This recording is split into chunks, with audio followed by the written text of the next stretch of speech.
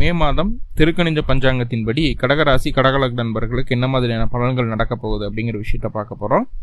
இந்த மே மாதத்துல கடகராசி கடகலக்ன நண்பர்களுக்கு உண்டான கல்வி நிலை, உடல் ஆரோக்கியம், தொழில், வேலை வாய்ப்புகள், பொருளாதாரம், திருமண வாழ்க்கையில இருக்கக்கூடிய நன்மை தீமை, அதே போல குழந்தை பேரு, குழந்தைகளை எப்படி பார்த்துக்கிறது, மேலும் உங்களுக்கு உண்டான அதிர்ஷ்ட சூழல்கள் எப்போது ஏதாவது இருக்கா இந்த மாசத்துல அப்படிங்கிற மாதிரி இந்த பதிவு முழுமையா பார்க்க போறோம். அதற்கு முன்பு இந்த மாத துவக்கத்தில் என்ன கிரக நிலைகள் இருக்கு அப்படிங்கறத தெரிஞ்சுக்க வேண்டியது அவசியம் உண்டு. அதே போல ராசிக்கு 3ஆம் இடத்துல கேது பகவானும், ராசிக்கு 7ஆம் இடத்துல சந்திரனும், ராசிக்கு 8ஆம் இடத்துல சனி பகவானும், ராசிக்கு 9ஆம் இடத்துல செவ்வாய், ராகு, புதன் இணைவும், ராசிக்கு 10ஆம் இடத்துல சூரியனும் சுக்கிரனும் இணைவும், ராசிக்கு 11ஆம் இடத்துல குரு பகவான். ஆமாங்க, மே மாசம் 1ஆம் தேதி உங்க ராசிக்கு 11ஆம் இடத்துக்கு குரு பயிற்சி ஆயிடுவார்.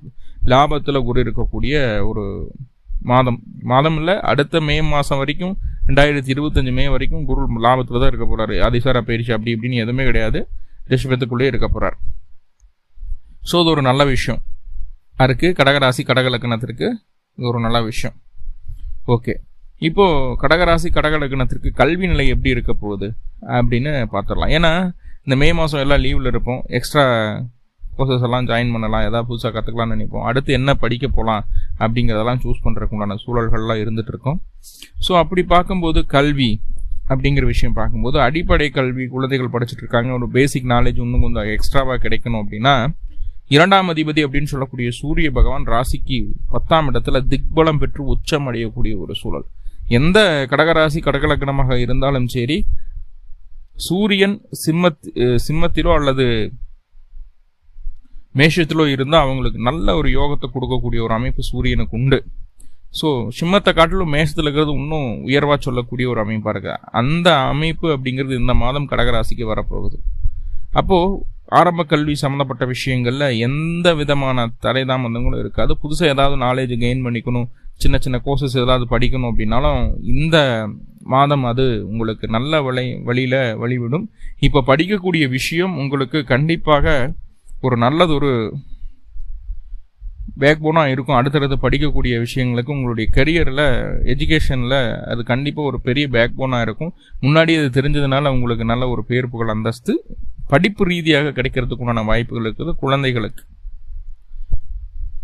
வெரி குட், நல்லா பண்ணியிருக்கீங்க அப்படின்னு சொல்றதாகட்டும், அடுத்தடுத்து படிக்கக்கூடிய விஷயங்களை நல்ல மார்க் எடுக்கிறதுக்கு இது ஒரு பேக் போனா இருக்குன்னு சொல்லக்கூடிய ஒரு அமைப்பு பாருங்க. அதே போல ஆரம்ப கல்வி ஒரு 8வது 10வது வரைக்கும் படிச்சுட்டு இருக்கீங்கன்னா, 10th ரிசல்ட் எல்லாம் வெயிட் பண்ணிட்டு இருக்கீங்கன்னா, இது இந்த காலகட்டம் உங்களுக்கு நினைத்த மதிப்பெண் அப்படிங்கிறது கிடைக்கிறதுக்கு உண்டான வாய்ப்புகள் இருக்கு, அதுக்கு உண்டான பர்ஃபார்மன்ஸ் இருக்கும் உங்கள்கிட்ட. ஸோ அதெல்லாமே நல்லா இருக்கு. முன்னாடி அதை செஞ்சிருப்பீங்க. ஏன்னா சனி ராகு உங்களெல்லாம் தாண்டி தான் சூரியன் வந்திருக்காரு.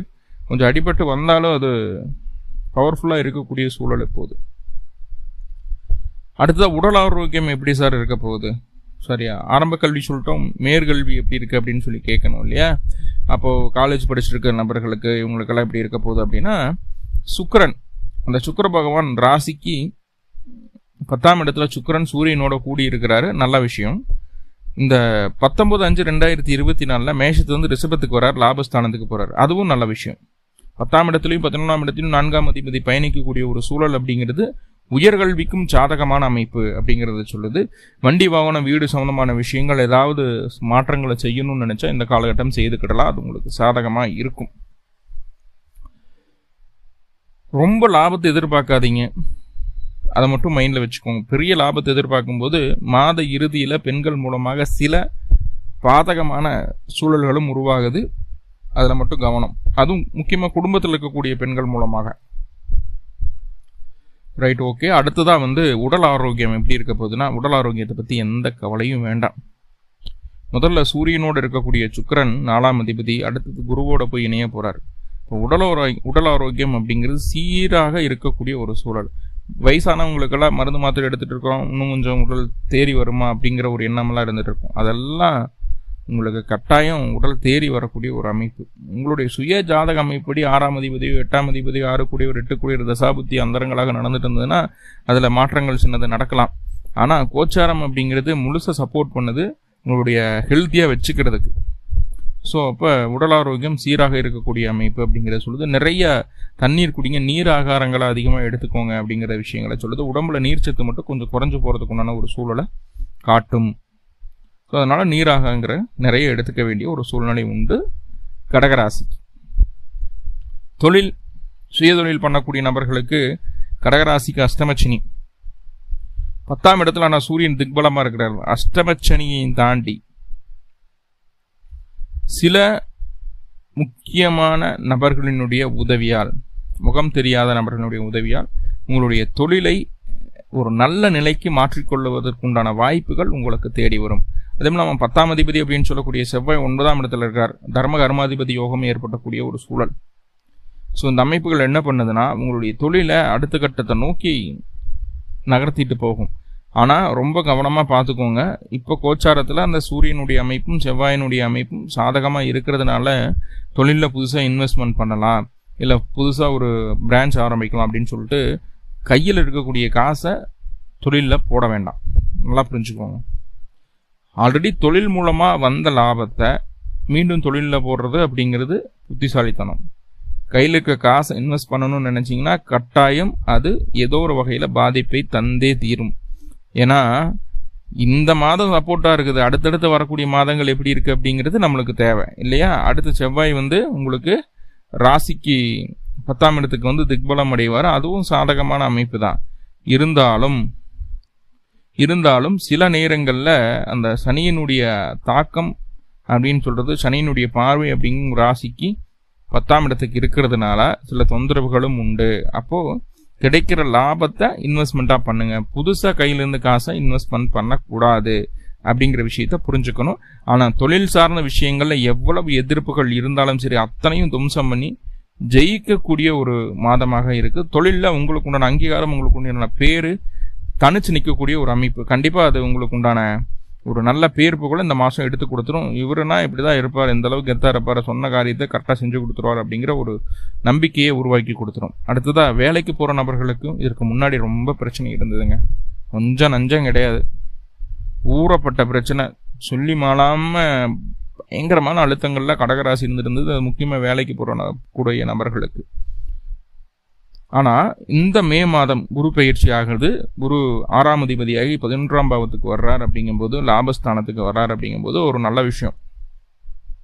இப்போ வேலையில் எவ்வளவு அழுத்தங்கள் இருந்தாலும் சரி அதை சமாளித்து அடுத்தடுத்த கட்டங்களுக்கு நகர்ந்து போகிறதுக்கு உண்டான வேலையை இந்த குரு பகவான் உங்களுக்கு செய்து கொடுப்பார். 6ஆம் அதிபதி 11 இருக்கிறது. வேலையில் இதுவரைக்கும் இருந்த பிரச்சனைகள்லாம் நீங்கி நல்லதொரு லாப நோக்கோடு உங்களுடைய வேலை நகர்வதற்குண்டான வாய்ப்புகளை சொல்கிறது. வெளியூர், வெளிமாநிலம், வெளிநாடு சம்பந்தமான விஷயங்களுக்கு ஏதாவது முயற்சிகள் எடுத்துட்டு இருக்கீங்க அப்படின்னா அந்த முயற்சி உங்களுக்கு சாதகமான பலன்களை தரக்கூடிய ஒரு அமைப்பில் இருக்குது. குழந்தைகளின் மூலமாக நல்லதொரு லாபம் உண்டாகக்கூடிய ஒரு சூழலை சொல்கிறது. உங்களுடைய அதிகாரத்தை, உங்களுடைய செல்வாக்கை சரியான இடத்தில் சரியான நேரத்தில் பயன்படுத்தி உங்களுக்கு வேலையில் இருந்த பிரச்சனைகளை நீக்கிக் கொள்ளும் சூழல்களையும் இந்த மாதம் உங்களுக்கு ஏற்படுத்தி தருகிறது. அதை சரியாக கையாண்டு உங்களுடைய பிரச்சனைகள் நீக்கிக் கொள்வது உங்கள் கையில். ஏன்னா குரு பகவான் உரிச்சு வாழைப்பழமெல்லாம் எடுத்து வாயில வைக்க மாட்டார். இப்படிதான் வழிகாட்டுவார், அட்வைஸ் பண்ணுவார். அவர் அட்வைஸ் பிரியர். அதுக்குண்டான அட்வைஸ் எப்படியோ ஒரு பக்கம் கிடைக்கும். அதை அப்படியே கரெக்டாக கிராப் பண்ணி அதை கொஞ்சம் பாலிஷ்டாக நீங்கள் ஒர்க் பண்ணினீங்கன்னா ஜெயிச்சிடலாம்.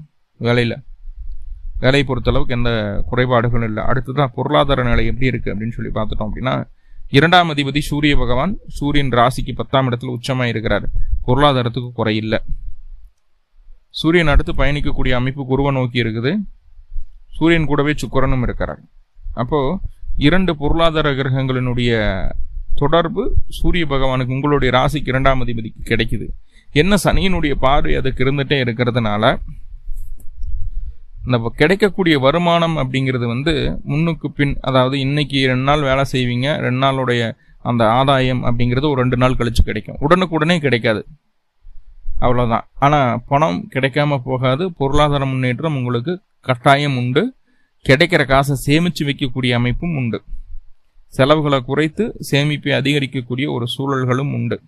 சரி, ஏதாவது மருத்துவ செலவுகள், விரைய செலவுகள் ஏதாவது இருக்கா அப்படின்னு கேட்டால் நல்லா பாருங்கள். 12ஆம் அதிபதி அப்படின்னு சொல்லக்கூடிய புதன் நீசமாய் உட்கார்ந்துருக்கார். 10ஆம் தேதி தான் புதன் உங்கள் ராசிக்கு 10ஆம் இடத்துக்கு வர்றார். 2 கூடையரோட சேர்றார். அப்படிங்கும்போது ஒரு நல்ல விஷயம்தான். அப்போது தொழிலில் அலைச்சல்கள் ஏதாவது இருக்குமே தவிர செலவுகள் வராது. மேக்ஸிமம் செலவுகளை கண்ட்ரோல் பண்ணிடுவீங்க. இருந்தாலும் அந்த 10/5/2024 31/5/2024 வரைக்கும் புதன் உங்கள் ராசிக்கு 10ஆம் இடத்து தொழில் ஸ்தானத்தில் இருக்கிறது அப்படிங்கிறது தொழில் சம்பந்தமான புது முடிவுகள் எதுவும் எடுக்காமல் இருப்பது நல்லது. ஏன்னா தொழில் சார்ந்த விஷயங்களில் புது முடிவுகள் எடுக்கும்போது அது உங்களுக்கு தேவையில்லாத அலைச்சலை கொடுத்தது. சில நேரங்களில் நண்பர்களாலையும் பார்ட்னர்னாலையும் சில செலவுகளையும் அது கொடுக்குது அப்படிங்கிறத சொல்லுது. ஸோ அந்த அளவுக்கு கொஞ்சம் ஜாக்கிரதையாக இருந்தால் போதுமானது. 10ஆம் தேதியிலிருந்து 31ஆம் தேதி வரைக்கும் இந்த மாதிரியான ஒரு சூழ்நிலை உண்டு அப்படிங்கிறத சொல்லுது. ரைட். திருமண வாழ்க்கை, மன வாழ்க்கை எப்படி இருக்குதுன்னு கேட்டுட்டா, கடகராசிக்கு ஆல்ரெடி கொஞ்சம் தொந்தரவுகள் தான். 7ஆம் அதிபதி அப்படின்னு சொல்லக்கூடிய சனி பகவான் 8ஆம் இடத்துக்கு போயாச்சு. கணவன் மனைவிக்குள்ள நிறைய சங்கடங்கள், சலிப்புகள், போராட்டம், ஒரு வருமானம் சம்பந்தமான விஷயங்களில் தொந்தரவுகள், தேவையில்லாத வாக்குவாதங்களில் ஈடுபட்டு நம்மளை அறியாமல் தேவையில்லாத வார்த்தைகளை பேசி அதன் மூலமாக சில தொந்தரவுகள், பெண்களுக்கு எதுக்கடா அந்த கல்யாணம் பண்ணோம் அப்படிங்கிற ஒரு எண்ணமெல்லாம் இருந்திருக்கும். ஸோ அதையெல்லாம் கொஞ்சம் நம்ம சமாளிக்கிறதுக்கு உண்டான ஒரு சூழ்நிலை வந்துடுது. மே 1ஆம் தேதியிலிருந்து கணவன் மனைவிக்குள்ள எவ்வளவு பிரச்சனைகள் இருந்தாலும் அதை தாண்டி ஒரு சிறிய அழுத்தம் கிடைப்பதற்குண்டான ஒரு சூழலை சொல்கிறது. என்ன காரணம் அப்படின்னா, அந்த ராசிக்கு 7ஆம் இடம், உங்களுடைய ராசிக்கு 7ஆம் இடமான மகர ராசிக்கு குருவினுடைய பார்வை கிடைச்சிடுது. 1ஆம் தேதியிலேருந்தே மாற்றம் வர்றது. ஸோ அப்போது ஒரு பெரிய மனிதனுடைய ஆதரவு, அவர்களுடைய அறிவுரையின் பேரில் நடக்கும்போது கணவன் மனைவிக்குள்ளே இருக்கக்கூடிய பிரச்சனைகள் 90% குறைஞ்சிடுது. இங்கே என்னன்னா, உங்களுடைய வாழ்க்கை துணை கொஞ்சம் பிடிவாதமாக தன்னுடைய குடும்பம், தன்னுடைய சம்பாத்தியம், தான் சொன்ன விஷயங்கள் நடக்கணும் அப்படிங்கிறதுல பிடிவாதமாக இருக்கிறாங்க. நல்லா புரிஞ்சுக்கோங்க. ஸோ சரி, ஓகே, நீ சொல்கிறதா நடக்கட்டுமே அப்படின்னு சொல்லிட்டு கொஞ்சம் விட்டு கொடுத்து போனால் போதுமானது. அந்த விட்டு கொடுத்து போகக்கூடிய தன்மையை அந்த குரு பகவான் கொடுப்பார் அப்படிங்கிறத சொல்லுது. குடும்பத்துக்குள்ள நிறைய பிரச்சனைகள் இருந்தாலும் குடும்பாதிபதி அப்படின்னு சொல்லக்கூடிய சூரியன் உச்சமாக இருக்கக்கூடிய ஒரு சூழலில் குடும்பத்தில் இருந்து வந்த பிளவுகள் நீங்கி எல்லாரும் ஒற்றுமையாகிறதுக்கு உண்டான வேலையை அந்த சூரிய பகவானும் செய்கிறார். இப்போ சொன்ன விஷயங்களில் நிறைய பாசிட்டிவ் இருக்குது, சின்ன சின்ன நெகட்டிவ்கள் இருக்குது. அப்போ அந்த நெகட்டிவை எப்படி பாசிட்டிவாக மாற்றிக்கிறது அப்படின்னு சொல்லி பார்க்கும்போது, அருகில் இருக்கக்கூடிய துர்க்கை வழிபாடு வியாழக்கிழமை நாள், இல்லைன்னா நீங்கள் பிறந்த கிழமை அன்னைக்கும் நீங்கள் பிறந்த நட்சத்திரத்தன்னைக்கும் அந்த துர்க்கை வழிபாடு செய்துட்டு வர்றது நல்லது. துர்க்கைக்கு 3 எலுமிச்சங்கனி 2 நல்லெண்ணெய் தீபம் போட்டு வழிபாடு பண்ணிட்டு வாங்க. உங்களுக்கு வர